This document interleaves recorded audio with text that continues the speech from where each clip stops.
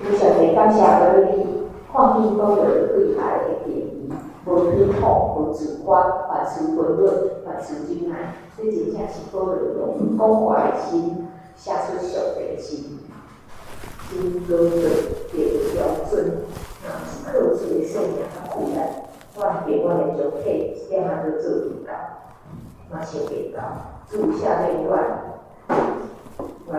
意扶持3万。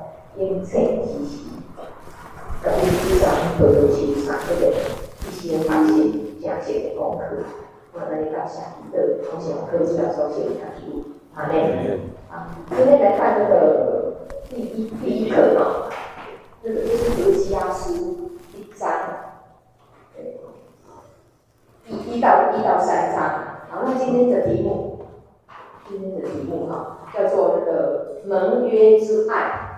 好，题目，对，那这一章是分2段，第一段叫做火箭，啊，1章1节到2章1节，好，那第二段叫做重圆，啊，火箭重圆啊，2章2节到3章5节，那我看这个第一段啊，第一段它就是说那个割灭淫乱，那这在表征什么？就是以色列。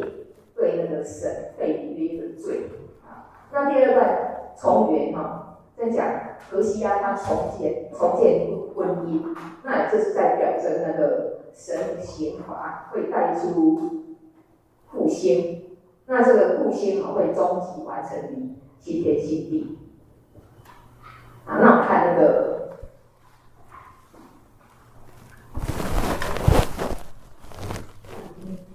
那我看课程目标，好，对，课程目标我们第一个只有神能够恢复我们破碎的关系，别无他。那就是说，那个婚姻的根基不在神的爱，而在那个神的约。那盟约可以保护那个真爱，那人的爱可以违约，那只有神的爱是长久不变的。那神的爱，它会超越那个人的不忠。那同时呢，它会保证，神的怜悯会超越愤怒的。看那个先知的历史那住在北国的先知何西阿，他跟那个来自南国的先知阿摩斯是同一个时代的人。那这2个人的信息都是针对北国以色列。那何西阿他比那个阿摩斯晚开始做先知，可是呢，他那个何西阿先知侍奉的时间比阿摩斯长很多。好，那我们对照那个何西阿1章1节跟阿摩斯书1章1节就可以知道。好，那看一下那个圣经看一下那个何西阿1章1节。那这边他写了好几个犹大王1章1节我们读一次好了。当乌西雅、约坦、亚哈斯、西西家做犹大王，约阿斯的儿子耶罗波安做以色列王的时候，耶和华的话临到贝利的儿子何西阿。好，那再来看那个阿摩斯书1章1节。好，这边好。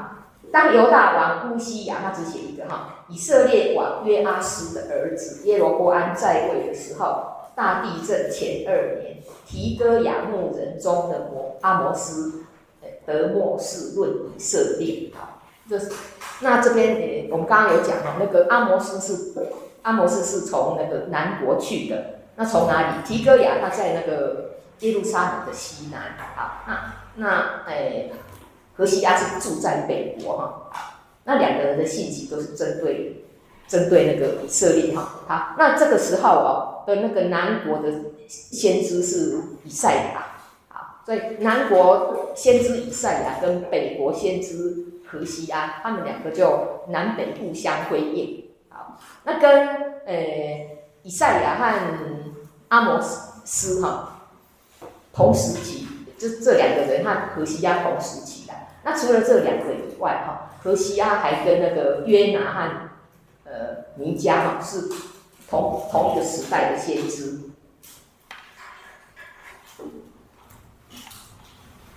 好，那我们看那个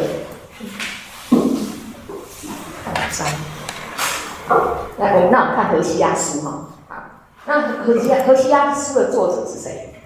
就是荷西阿，对。好，那荷西阿哈，他是约书亚的原名。约书亚的原名哈，你可以看那个民数记13章8节跟16节。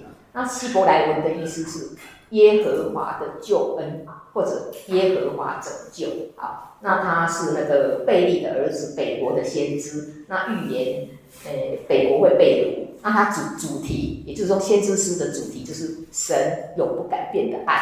好，那我们看一下那个荷西阿书的历史背景啊。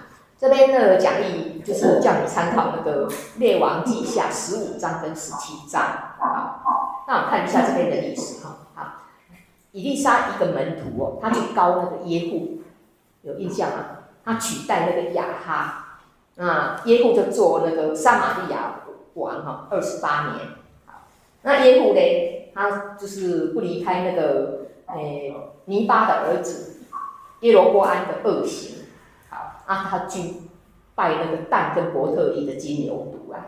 好，可是呢，他有照神的心意哦，去耶户哈，他就二代那个邪恶的王亚哈跟那个邪恶的皇后是谁？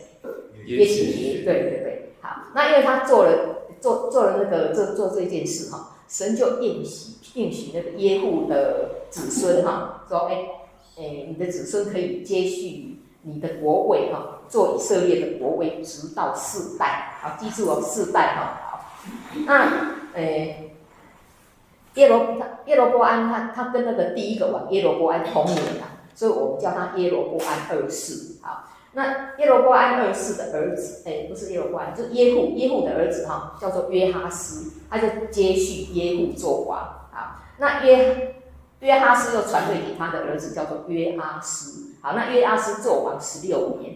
好，那现在耶户加第4代王哦，就是耶罗波安。好，第4代哦，他做王41年。好，那耶罗波安呢，就是行神眼中看为恶的事，他就凭那个勇力行事，克种配啊。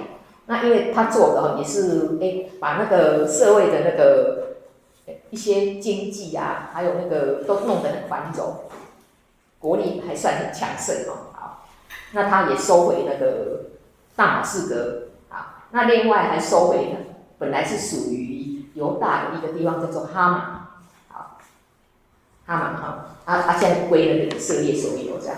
好，那耶罗波安2世的儿子哈。好，我们刚刚讲到4代了，那他的儿子叫撒迦利亚，他做完6个月就被那个杀人，就背叛了。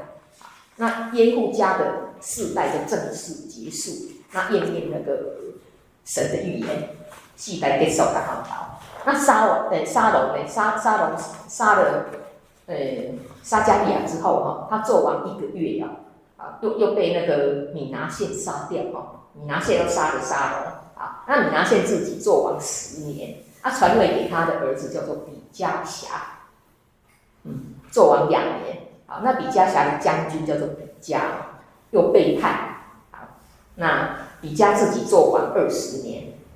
好，那我们看一下那个荷西阿书8章4节啊，他那边写哈，你们上帝说的，你们立君王却不由我，他们立首领我却不认。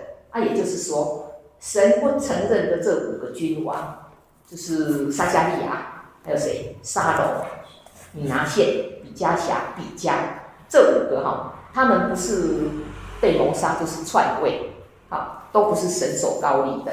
好，那从那个米拿现经过比加，一直到那个末代王叫做何西亚。好，那亚述他先后这3个王做王的时候。亚述有3次就入侵以色列。好，那末代王那个何西亚他做王9年。好，那最后呢，他因为背叛那个亚述就投靠埃及王叫做梭。好，那圣经上有好，那亚述王这时候亚述王叫做撒曼比色，他对那个背叛的惩罚非常的残酷他就把那个何西亚锁禁。坚定起来，然后把它囚在那个监牢里面，然后开始攻击那个以色列遍地。那围困撒玛利亚3年，那就怎么样？城就破了哈。好，那以色列人就被掳到亚述，那被安置在那个，那这里写哈拉跟那个歌散的哈伯河边，也就是米迪亚人的城邑。好，那北国末期哈，那因为他们离弃神，所以那个灵性黑暗。好，那当然宗教堕落，然后道德也很败坏啊。那何西阿跟阿摩斯他们的先知哈，他们2个先知的信息是很类似的。好，他们都指责那个富人剥削穷人。好，那在何西阿书6章9节何西阿他就责备祭司他说强盗成群这些他懂得赶快怎样埋伏杀人那祭司结党。也照样在事件的路上杀戮行了邪恶。那在宗教方面呢，耶利米书7章18节这样写，他说以色列的孩子捡柴，那父亲烧火，那妇女呢就和面做饼，献给天后雅斯他路。雅斯他路就是西顿的女神这个也是被那个所罗门拜过的然后又向那个经文又继续说。又向别神交奠祭，指神发怒。好，那以色列人呢？他们一心想拜自己的神。那另外一方面呢，他们又随从那个异教的宗教仪式。好，那在行这个宗教仪式的话，他们会把那个自己的儿女就是金火献给假神，然后又占卜，又行法术卖了自己。好，那他们在膜拜那个农神巴利农神巴利的时候，他们会行淫。他们认为说，这样子的话可以让那个五谷丰登，人畜兴旺。好，那以色列人他们不仅灵性淫乱在那个身体上也是行淫的。好，那这时候的那个败坏情况比那个阿摩斯书写的还更就是更严重，更令人觉得很惊骇这样子。然后已经到达一个无力回天的地步好，所以那个神的审判很快就会临到。那我们看那个何西阿书大纲跟主题它主要分成2部分。第一部分就是1到3章，它主要是在讲那个何西阿跟那个何西阿和他的哥妹的那个婚姻2个人结婚婚姻，他在表征那个就是在象征神和以色列人的关系。好，那这部分1到3章就是何西阿书的导论，也就是本书的介绍。那再来主要信息的部分在4到14章。这边就是在谈什么呢？就是神审判以色列跟以色列重建复兴。好，那先知书在神审判之后，他接着就会宣告那个神复兴的预言。那这一部分是那个何西阿书信息的主题。那主题就是这个神永不变的爱。那它的内容就是第一在讲以色列人背约的罪第二呢，有罪的话神要怎么样的追讨管教那人会不信，对不对？会不忠信可是神仍然是信实的。好，那最后会讲到那个神永不变的爱。好，那我们来看那个第一段第一段就是破镜。好，一章1节到2章1节。好，那个神一开始跟何西阿讲话的时候，讲第一句是什么？真没意思上帝说你要去跟去娶一个淫妇做妻子就跟他这样讲而且不止娶那个淫妇淫妇从那淫乱所生的孩子你也要接纳。好，那这位要凸显什么？上帝就是要凸显刚刚讨论过这地大行淫乱，离弃神。好，那我们看这边好，那妻子行淫这边有表征就是象征以色列对神背约的罪。好，那再来何西阿跟哥妹的关系，就是表示神跟以以色列的关系。你可以看一个小的，一个大的啦哈。好，那不忠的妻子呢，就是对比那个被约的百姓。好，那这边，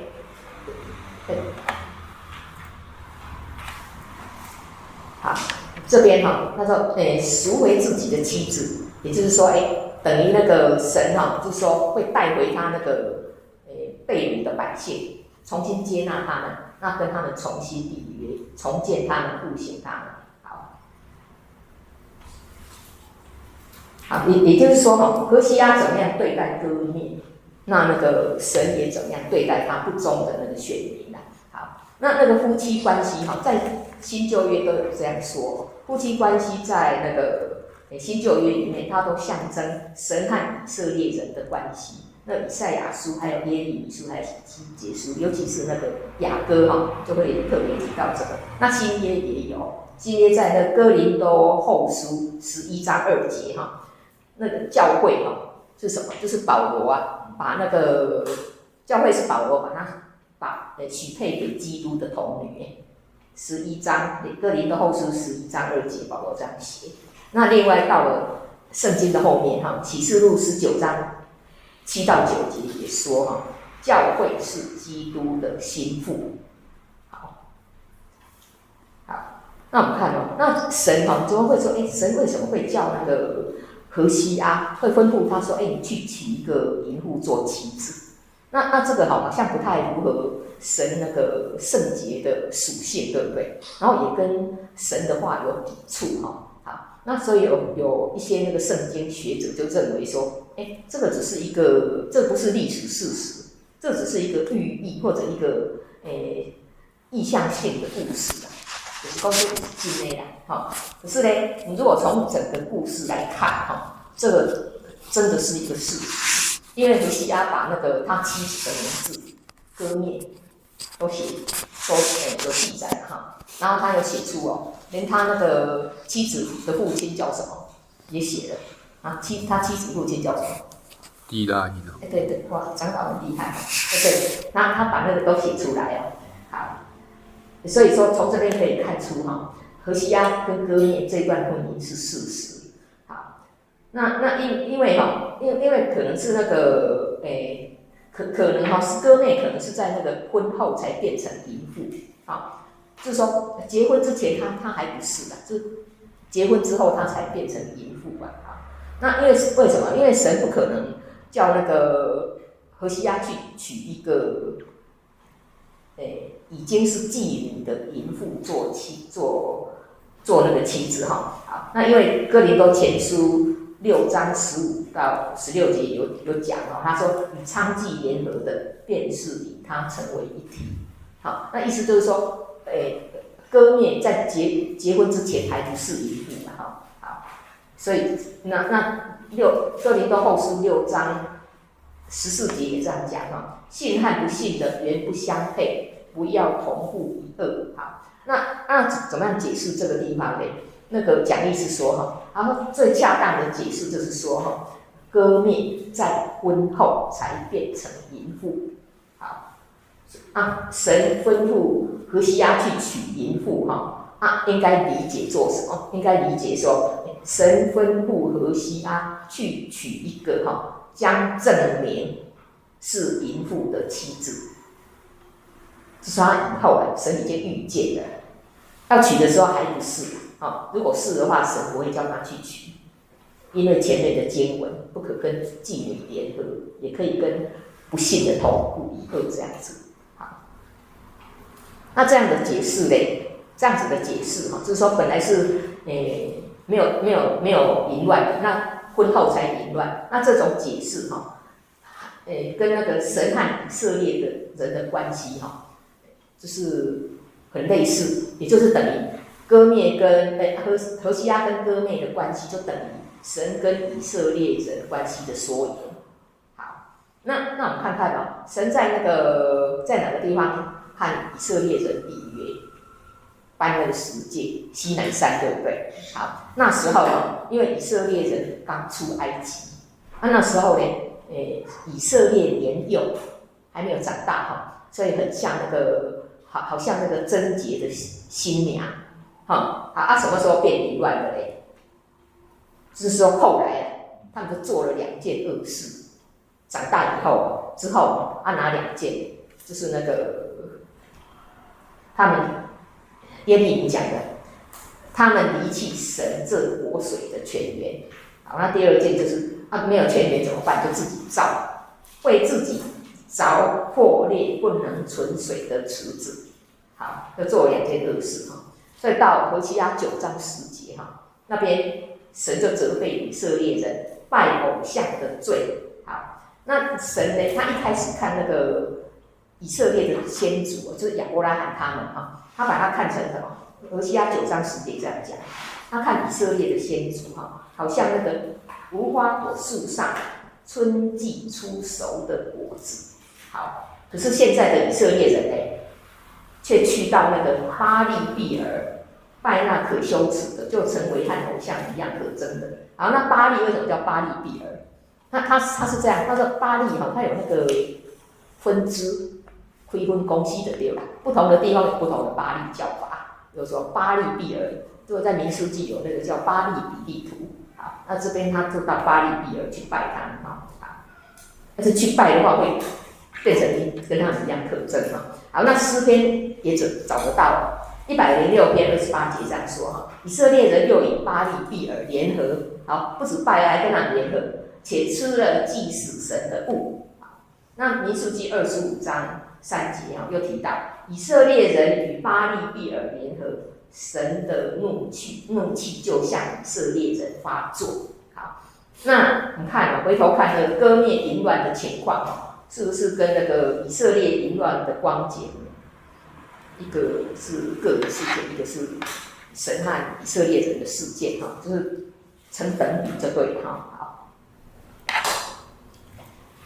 那我看何西阿30年好，那他用那个名字来表征就是说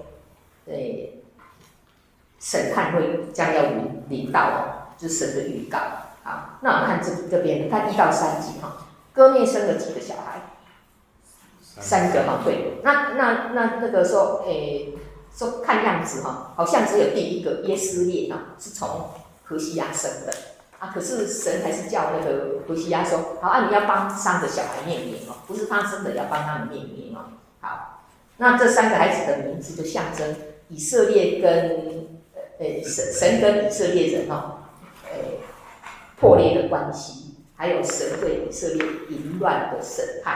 好，那我们刚刚有讨论这个问题，就是说，何西阿他经历那个割灭背叛，那有什么心情？他就心碎可是他想说，既然娶淫妇是上帝的定旨，好，那他就怎么样？他就转向神，就寻求神的帮忙好，他就跟神建立更亲密的关系。那因为从神来的力量，何西阿后来就宽恕割灭，那重新接纳他，然后与他和好好，那也因此何西阿对于那个更深的体会到神对以色列人永不改变的爱。好，那也因为这样就让他对自己的那个同胞宇宙有更深的怜悯跟恩慈。好，所以他相信，他说神一定会应验他的应许。叫那个一时失脚的以色列人一定会叫以色列人被重建，然后又得到复兴那我们再来看那个耶斯列，耶斯列有印象他在以色列北部，它是一个平原这边你记得呢？那个以利亚从加密山下来，就经过这个地方，然后逃到南部耶斯列平原。好，那个他第一个孩子名字就叫做耶斯列那这个名字是什么意思？就是说，神拔出或者分散他的百姓，把它分散，分散，它被掳当然会分散。好，那神吩咐那个何西阿取这个名字有2个原因，2个原因第一就是讲那个要去讨那个耶户的罪，讨耶户什么罪？耶户曾经他在做王的时候被膏做王的时候在那个耶斯列平原残酷屠杀。他怎么残酷呢？那神叫他2代那个亚哈跟耶洗别没错，然后他残杀，他屠杀很残酷哦，他杀了那个亚哈70个儿子，可是他又超过那个神命令的界限，连那个无辜的犹大王哈，叫做亚哈斯啊，亚哈斯哈，他去探望他的舅舅，还有他的42个兄弟也一起被杀。那因为被杀，就导致那个邪恶女王叫亚他利亚，她也是亚哈的女儿，嫁到南国去哈。他看到儿子被杀就伤心了，他就把那个能够有机会做王的子孙呢，通通杀掉，然后自己就篡位了，做犹大王6年。好，那起耶斯列的第二个原因哈，他就是说在那个我们刚刚有知道那个比加对不对？比加哈，好篡位那个比加哈，在他的时候那个以色列亚述王哈，叫亚述王哈，叫做那个提格拉比列色，他第2次入侵北国，然后在耶斯列谷哈打败以色列人，把他们掳到亚述去。好，就是这2个原因，那就要取名亚述哈。好，那我们看1章6到7节哈。那何西阿的第2个，把那个割灭的第2个儿子取名叫做什么？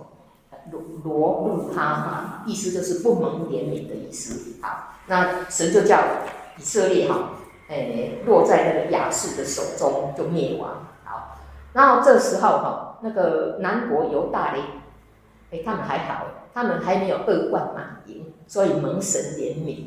好，那这时候南国的犹大王就是那个西西家25岁的时候登基呀。然后他就是效法他大卫所行的，就算南国的好王，他有8个好王，西西家是其中一个啊。然后他有一种病是生那个疮，然后上帝用那个无花果膏帮他医治，然后他又哭说哎呦他快死了，上帝又跟他延长15年的寿命。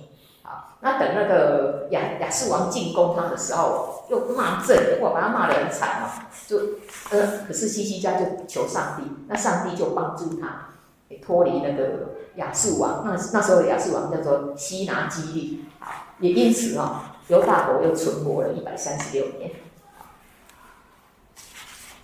好，那我们看1章8到9节，然后现在看那个第三个小孩，第3个小孩叫做罗阿米，罗阿米就是非我民，那就上帝就宣告说，他们不是以色列人，不是我的子民，我也不是以色列人的上帝，好吧，就交由他们让那个亚述去管教这样。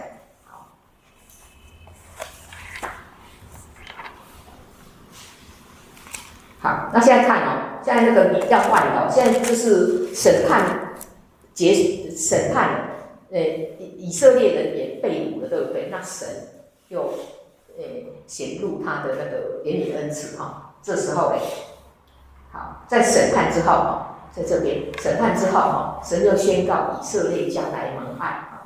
那这边1章10节到2章1节好，那就是说神因为怜悯恩慈，所以在审判之后，他就接着就宣告，他说：神会复兴他一定会复兴以色列神就有这个应许啊。好，那因为审判只是暂时的，那神不会终止他对他和以色列人永远的约。好，那神的审判虽然很严厉可是当以色列人悔改归向神那神就再次的怜悯他们。好，怜悯他们，名字就变成什么？路阿玛，对，没错。好，那神要恢复以色列神儿子的身份地位。好，神儿子比当老婆好，然后另外还要讲那个，因为本来是被分散，对不对？现在要重新把那个被分散北国10个支派要重新栽种。好，那栽种就是什么意思？耶斯列本来是分散那名字一样没有改，可是因为上帝说要变成好的就是变成栽种好，那在耶斯列的日子，就是被复兴的日子好，那犹太人跟以色列人他们会一同聚集，好，那会同有一个王，就是谁？那时候末后的日子他们会一同聚集，就是大卫那大卫就是谁的预表？就是耶稣基督啊，最后的王就是千禧年国度的耶稣基督哈。好，那以色列得胜的日子，那个在以后会演变哈，也就是那个约珥书哈3章9到17节所说的，在那边哈，到那个时候，以色列得胜的日子，也是基督做王哈。那时候就是基督在耶路撒冷的锡安掌权。来，那我们看原则一。好，原则一哈，好，当我们远离神的时候哈，他允许绝境领导我们，使我们可以转回归向他。好，这我们当都有讨论哈，怎么会让我们离开神哈？都有很好的那个意见哈。好，那有时候我们会偏离主哈。那你有听过那个上帝的声音吗？我自己是没有啊。只是说，会让你那个心里感到很空虚跟那个不安嘛。对，就有偏离神的时候，或者有时候会让那个苦难临到我们。好，那神的刑罚是出于爱，所以在神的爱里没有惧怕。好，那审判的目的就是要叫我们回转归向他。那回转归向神有什么好处？就在神里面有那个神。安息在神里面有他的平安喜乐。好，那我们看第二段，第二段就是没有图哈。第二段就是还是同样在讲那个何西阿跟那个割灭的关系哈，只是在这边呢，他会更加详细的去反映，何西阿和不争的割灭哈，他们的关系就表征那个神跟不忠的以色列人的关系。好。来，那看这边好，以色列好，看这边以色列人的罪他们的罪是什么？好，从2章到13章到13节，2节到2章的2节到13节，这边都在讲那个不忠的罪。好，那这个文体是那个法庭诉讼。法庭诉讼我们上一堂课有讲了，知道就是神同时是原告、检察官，也是法官的。好，那用法庭诉讼非常有力的证实了以色列人背约的罪。同时呢，上帝同时诉讼，也同时去宣告那个刑罚有什么罪啊？那神刑罚的目的是什么？他是出于爱的，他的目的是要叫那个不忠的妻子以色列说我要归回前夫，因我那时的光景比如今还好。好，会认为说以前的那个就是耶和华神会比较好。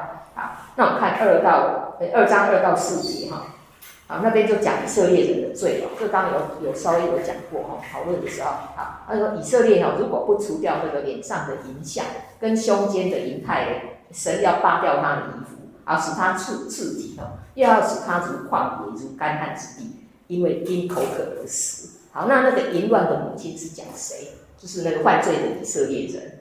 好，那儿女呢？他叫他儿女去跟母亲辩论，儿女就是被掳，然后又悔改归向神的以色列人。对，另外一代的另外就是他们已经受过审判和悔改的。好，那2章5到7节这边在讲以色列人他们以为他们的那个饼水羊毛还有麻有酒是那个奸夫巴力所给的。他们不明白说，一切恩赐的源头就是神。好，那看2章8到13节这边的罪写的比较多。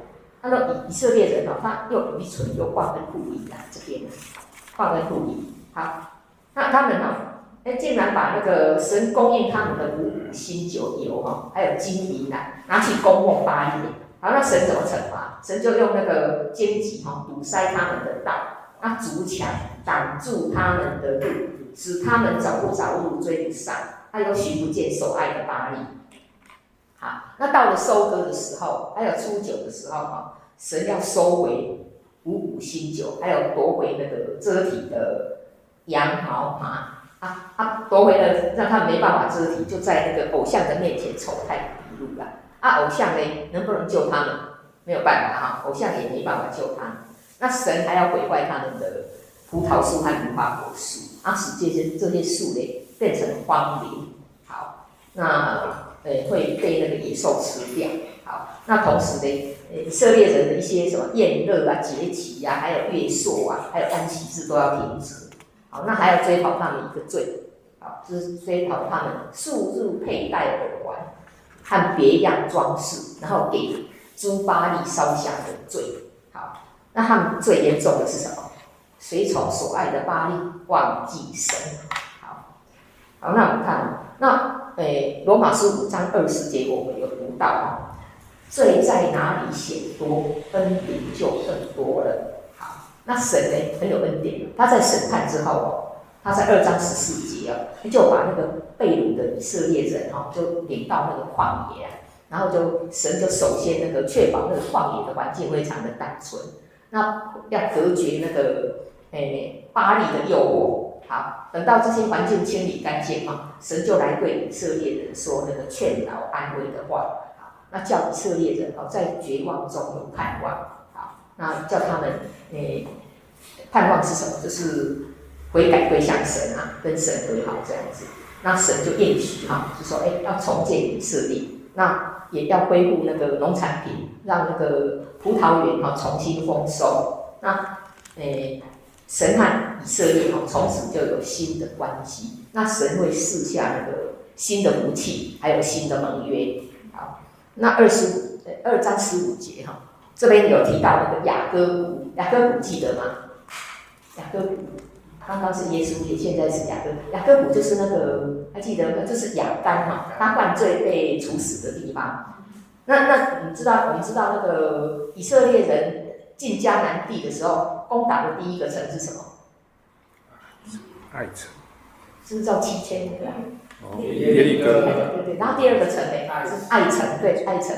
然后在爱城的时候，神说：“你们都不可以拿那个东西哦。”可是有一个叫做亚干，他是那个犹大支派的，他去拿了当灭之物。那拿什么？拿一件那个很漂亮的示拿衣服，就是巴比伦的衣服了。然后拿了200舍客勒的银子，大约是2公斤，好，还有那个一条那个50舍客勒的金子，半公斤啦。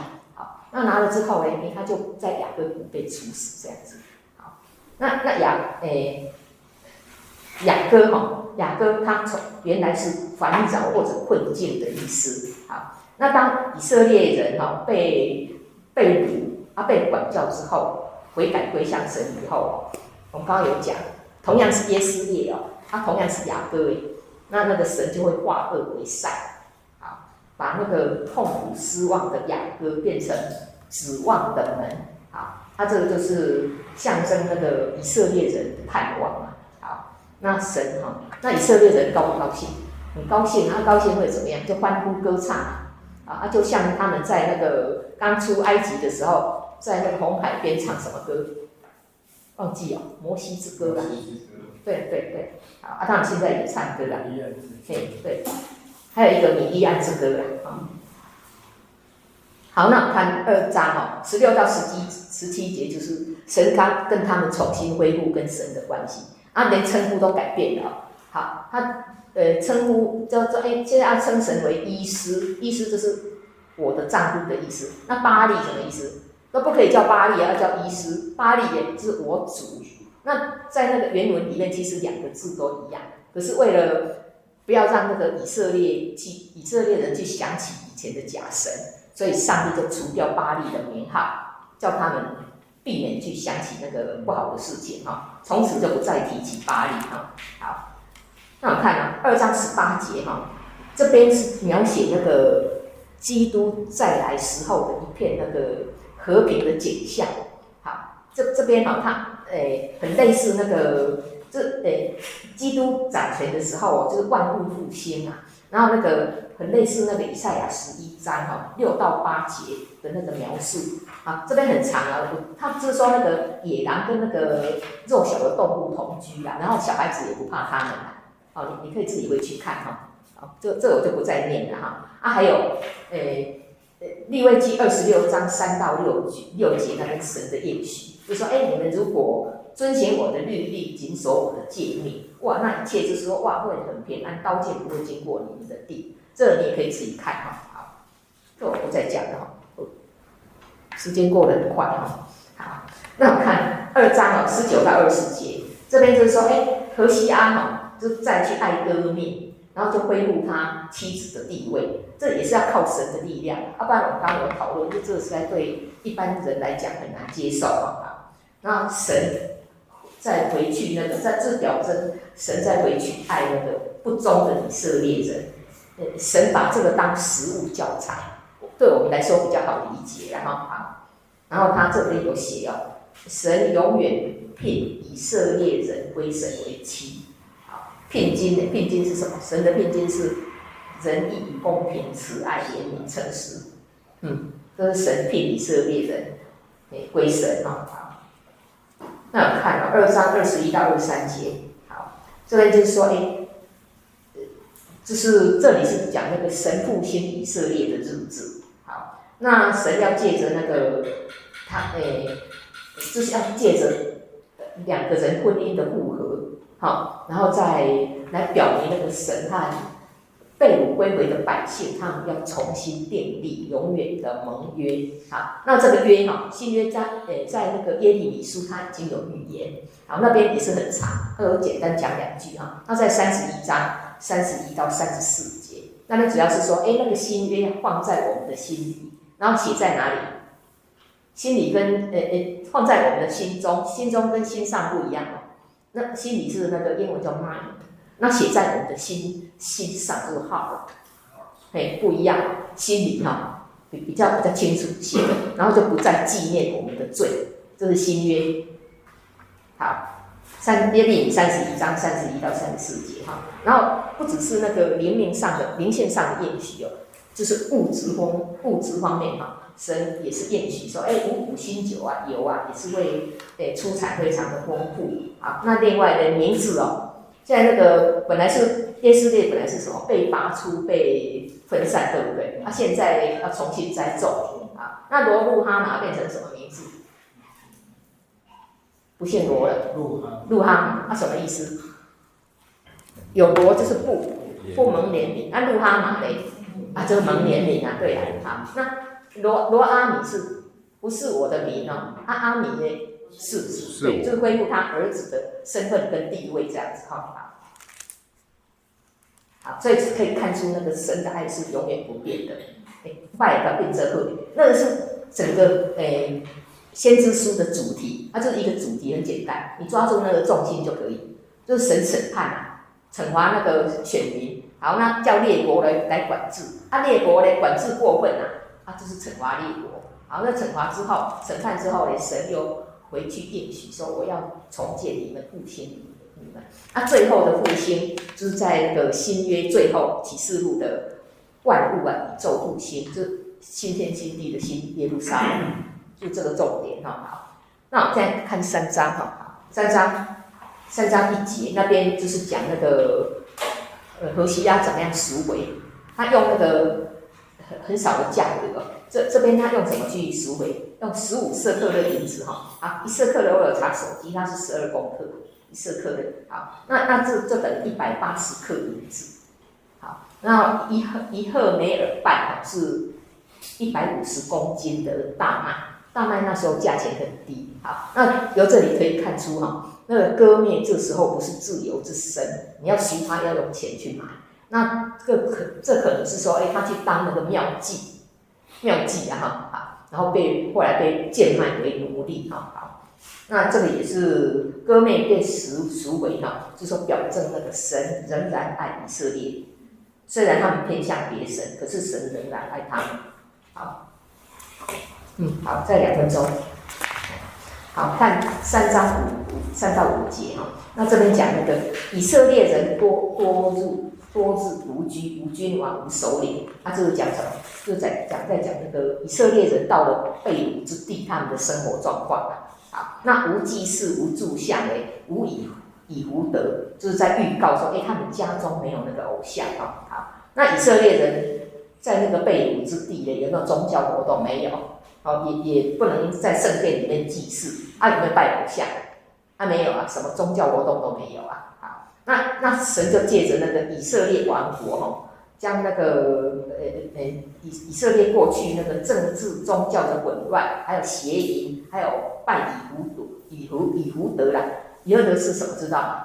就祭司壶的一个杯子，对，以福德哈，连那个都拜哈，他把这些不好的哈，通通一次清空。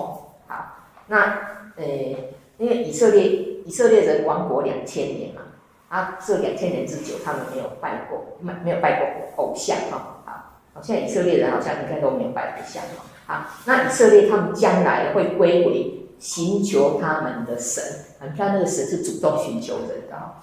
还有他们的王大卫，好，那大卫是预表谁？耶稣。对啊，当然是耶稣基督啊。好，那西番雅书3章15节这样讲：以色列的王耶和华在你们中间，你们必不再惧怕灾祸。好，那再来启示录20章也有讲哈，这边最后他就说，他说以色列人哈必做神和基督的祭司，并要与基督一同作王1000年。那神就是神完全的爱跟那个基督完全的显现哈，会在基督的1000年国就是会应验哈。好，那我们看原则2。好，原则2哈，我们能够重新恢复与神的关系，是出于神主动无条件的爱。对的，好，那我们感谢那个先知哈，这是启示神啊，用他的话，从神的话来认识那个神哈。好，那是这好，那神哈对那个不忠的子民的接纳跟重建哈，是神在旧约对他子民无条件、永不改变的爱啊。那神的爱在新约中也表明在哪边？就是在那个十字架上面啊，主耶稣基督宝血的救赎跟那个赦免哈赦罪啊，那以色列跟那个宇宙的复兴哈，将在基督完全显现的时候应验，就是千禧年国度的基督哈。好，那最后让我们看啊，好，我们总结一下，就说神对以色列人的爱是怎么样？没有什么是无与伦比的，而且他的爱跟那个招数哈，都是就像那个诗歌所唱的啦。那个用那个海洋的墨水去写哈，也写不完。好，然后我们也亲身经历过啊。那我们怎么经历呢？就是说，当我们还死在过犯罪恶之中的时候，主耶稣就叫我们活过来。那十字架钉死很多东西哦，好，钉死什么罪啊、撒旦啊等，还钉死那个什么，在律法上所写攻击我们、有碍于我们的字句。好，让我们仗着十字架挂口。好，那我们可以爱，是因为那个神先爱我们。那即使我们信用不好、失信，可是呢，神仍然是可信的。那是提摩太后书2章13节说的。好，那神这么大的爱哈，不晓得怎么回报，回去自己想。好，那我们就到这边哈。那我来那个老师，对，课程目标请做秀一下。课程目标，好，会秀哈。好，那我先做结束祷告，就秀哈。好。这个上帝感谢你的听就是用尽全世界的墨水嘛写认真，注你的文底若是写做册，全世界拢下袂落，创造天地主宰历史伟大的上帝，却是声音微细，多正肉身的主耶稣，机器极其谦卑，反倒转是阮小可的人，吵闹，声音真大，自夸佮偏颇佮诽谤人，埋怨，喙舌毋知通责济。主阮感谢早时的先知，同时记录你的话语，经过长的时间甲空间。传到阮的心情，我嘛感谢，有真济你所保守的圣经学家对注你的话语有正确佮有良根的解说，互阮更加明白注你引从伫圣经内面的奥秘，通实际挖靠你的实际来掘挖你的心意。主感谢你，互阮伫先知书入捌上帝的宪法甲审判拢是出伫听。爱阮悔改，归向上帝，互阮对主的审判，毋是惊惊，乃是敬畏。主愿意引带，赐海读经班，欢喜进入你信息的宝藏，我安尼感谢你，对功课主耶稣圣名求，阿门。阿门。